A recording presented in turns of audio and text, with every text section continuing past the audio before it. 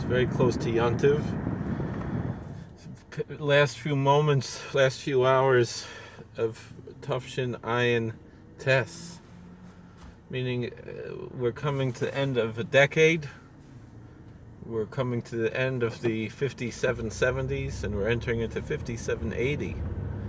So there's something powerful there, that we're moving from the koyach of ayin to the koyach of peh, from the power of the eye to the power of the mouth, and that this is a decade that's starting now. There's the bechina of the peh, malchus peh tershav al peh krinin law. It's the Indian of malchus. There's a lot to talk about. And I was not planning to say those words right now. So, just letting you know that this wasn't what I was planning to talk about, but it's the Indian. It's an incredible. Okay. I'm leaving that there. Do with it what you think.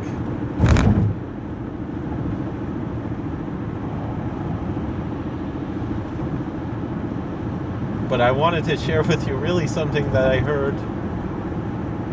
I was learning now the Kedushas Levi, and it reminded me of something that I heard from, I'll say a davar b'shem Omer. I know from people are going to be upset at me. From Naomi Levi. She's a conservative rabbi. I went a few years ago to the New York Board of Rabbis high holiday sermon thing. I don't know. It's like, they have some big rabbis for New York Board of Rabbis type big rabbis. I'm not talking about Gedolei Yisrael, but people who are good preachers and so forth, and intelligent people and popular to teach the everyday run-of-the-mill rabbi like me maybe what they're going to say in Rosh Hashanah Yom Kippur, and if you want to steal their material, you're welcome to it. I mean, you have to pay something to get in there, so it's not exactly stealing. You're paying for it, but it is what it is. And I was very impressed by this Naomi Levi. She grew up and she wanted to be a rabbi, so she had to be conservative, so is this. But she really has a lot of teichen to her, and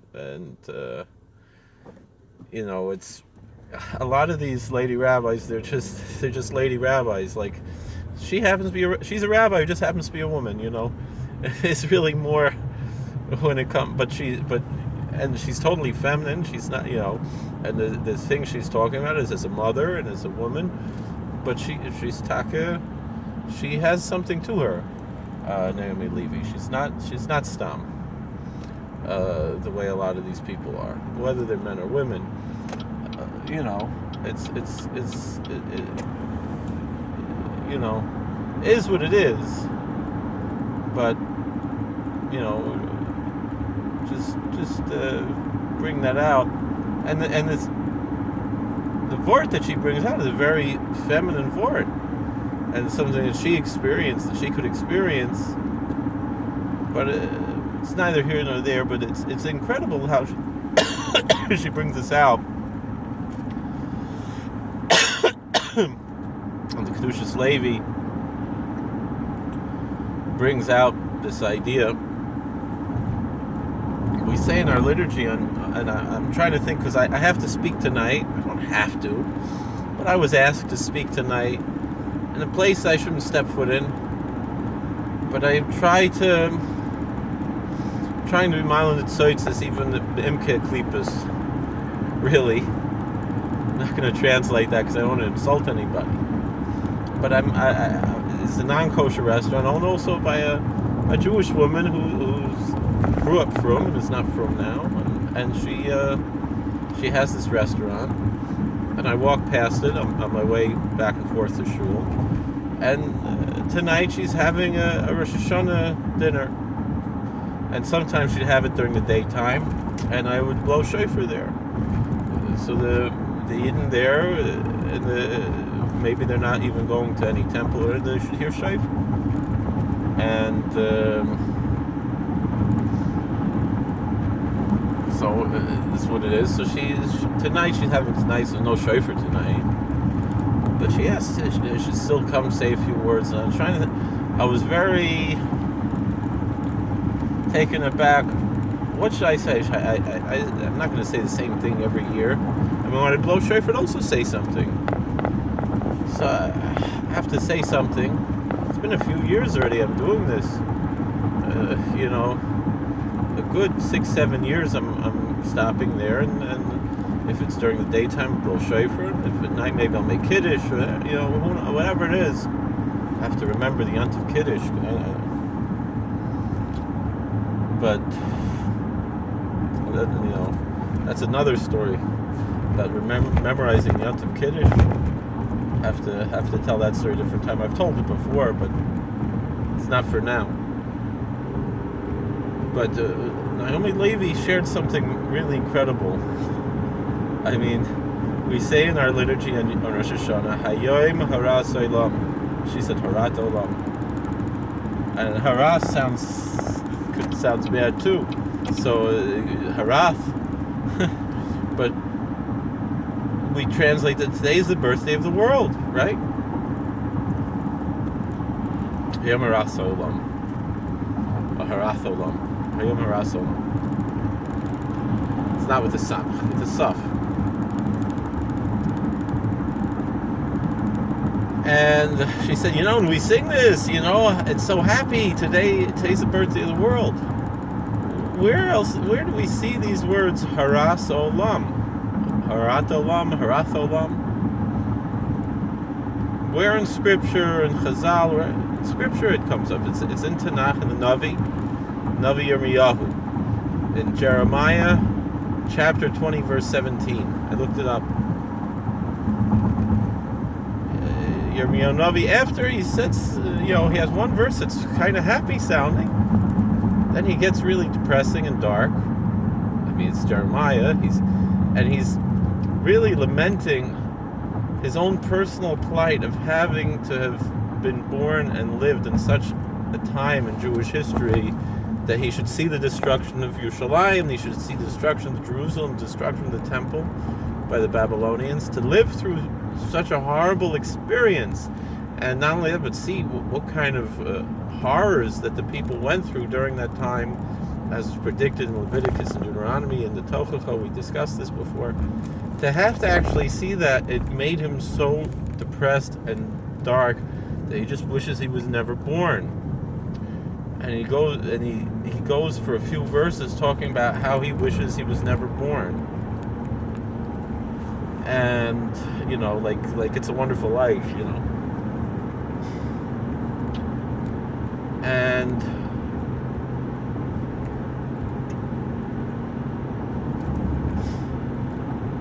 at one point he speaks about dying in his mother's womb, being stillborn, but actually not being stillborn, but just staying there. And the term that he uses is V'rachma Haras Olam. And her womb would be Haras Olam. Just like we say, Hayom Haras Olam, that the womb of Jeremiah's mother would be Haras Olam. Okay. So Rashi there says, Herayon Shel Olamus, that Jeremiah wished that his mother would be in a perpetual, eternal state of pregnancy, that she'd be pregnant forever. And so, now I know a lot of, I work, in a multi-faith setting, where, I know a lot of the Christian, friends of ours, when we study scripture sometimes together, and they like to do word study, and they take out their Strong's Concordance, and they compare Hebrew words, right? And what do they mean and so forth. And the thing that I always tell them is, the Targum is very ancient, right? And we can't just compare words. We have to look at the Targum. Okay. But with that being said, sometimes, even if it's not pshat, it's not the simple meaning, we can still make homiletical comparisons even when we're not discussing the plain, simple meaning.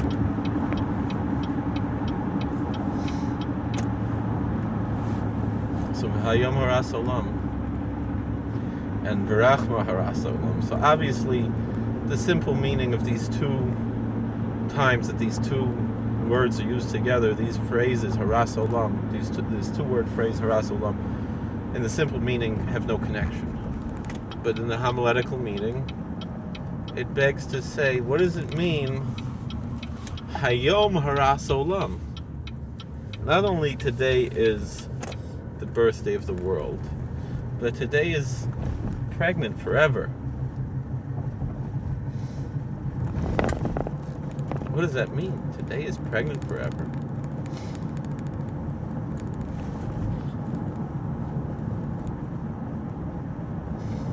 It could also mean giving birth forever, perhaps.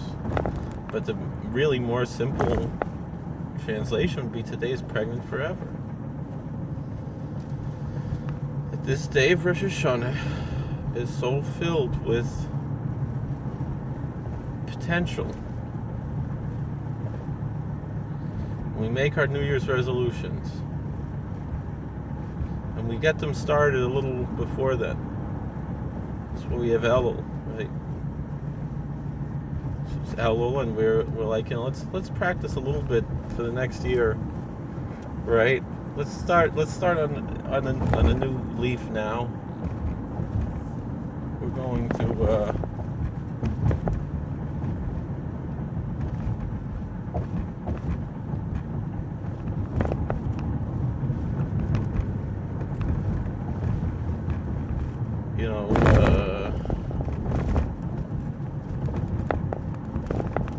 we're gonna change, do all these things, but how much of it actually comes to fruition? How much of it is ever born? How much are we in an eternal state of pregnancy with this day? And we have these great visions for a bright future, but we never allow them to be born. And in a certain way, what prevents that is this attitude of not recognizing your value. Meaning, Yirmiyahu Navi, it's fascinating that he should have wanted to die in his womb. So, again, we look at how our Christian friends look at our scriptures. Always look at Yirmiyahu Navi to show that a human being has value even in the womb, and we know that. We know that the Medrash says that the embryo is taught all of the Torah by an angel in the womb, in his mother's womb. So there is tremendous potential going on there in the womb.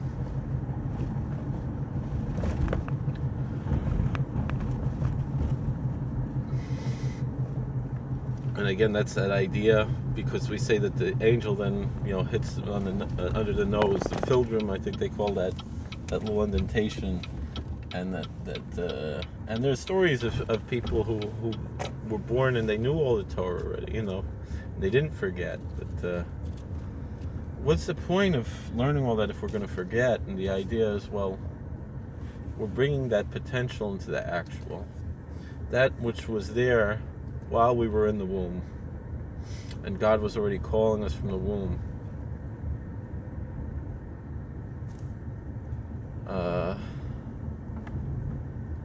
That's all in potential. And when we live a life of Torah and we learn Torah, we bring the potential to the actual.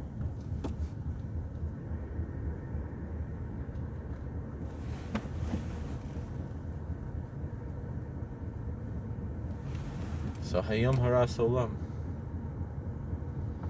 Today is that type of day of eternal pregnancy with so much potential.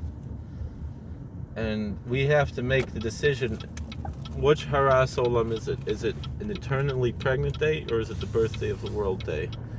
Because each human being is a world. Kol Matzal Nefshachas Misol Kilu Matzal Oil Malay. Whoever rescues one soul, it's like he rescued the whole world. Each individual is a world to himself. So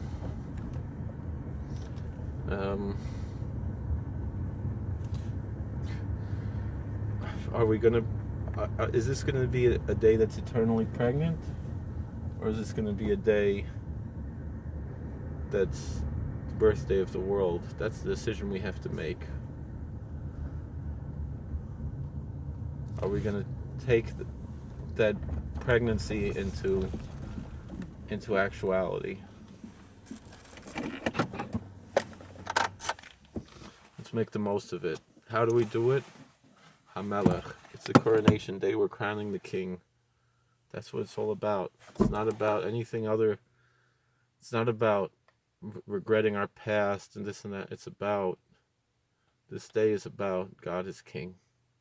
He was king. He will be king. He will always be king. And that's what it's all about.